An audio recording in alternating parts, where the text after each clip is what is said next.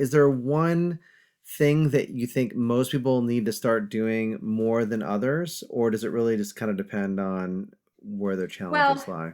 I, I think I think understanding how to work with this part of the mind and not fight it up here, right? And what do I mean by that is allowing is explaining away. Okay, so if you say to somebody, where is it that you want to work on in your life? And let's say they say, well, I have struggles with, my family. We're always in the same conversation. But you know what?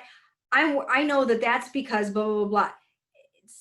Suspend the desire to justify and just say, okay, I'm not saying to you that the whole world is your fault or responsible, but I'm asking you to look at the fact that this is bothering and triggering you means you have control to change the feeling.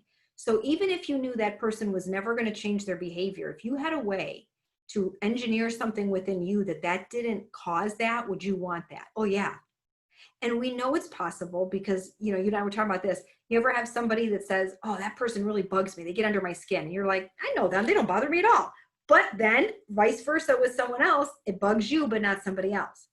So I would say the toughest part is understanding that our emotional reactions and triggers is this brain saying we're not safe, we're not loved, we're not enough, we might be abandoned. And it doesn't mean other people get to treat you a certain way or have to change, they may have to change too, but let's first stabilize your reaction so you can move through the world and you don't always end up in panic and cortisol and stress and all that thing, right? Taking migraine medicine and all that. And then we can address how do you respond? More times than not, we are more in control of how we show up. That's leadership, that's our own personal leadership, and how we control a conversation, even the energy we bring into the room. And that's hard for people because they want to immediately point at why that's happening versus how can I shift so I feel better? And to know you're worth it. Everyone is worth doing this work, getting more control over life and taking a hard look. And I wish I could tell you it's just a matter of flipping a switch, but these systems will work.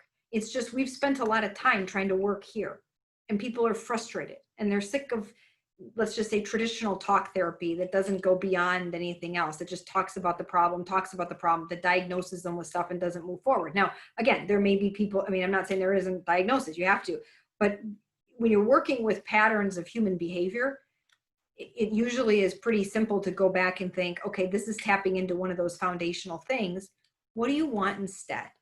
And know that you can do that. Second quick thing, I will encourage everyone to look at the research on memory reconsolidation. Why do I say this? Because many times we believe our memories are as accurate as our thoughts, which are both inaccurate. But when you actually look at research around memory, in fact, the law is saying we don't even like to have witness memory testimony in court because it's unreliable. Every time you access a memory, it shifts, it changes like a file in your computer based on your emotion. You don't know that. You think it's actually being accessed and you're adding to it and putting it away, but you're not. And so those memories only exist, those deep ones, because there was a strong emotion attached that usually went to survival. People have lived their whole life making decisions based on prior events and said, well, I want to learn from the past. Again, kernel of truth, but they let that dictate how they go moving forward. So I think it's important for us to be aware of this. And then people will move at different paces, but simply by being aware of how the brain works, the two systems, the compass, the magnet, locus of control, and memory, I would tell you you're like 60, 70% there. Because most people, they'll never even go there. They'll just blow through life thinking they're thinking.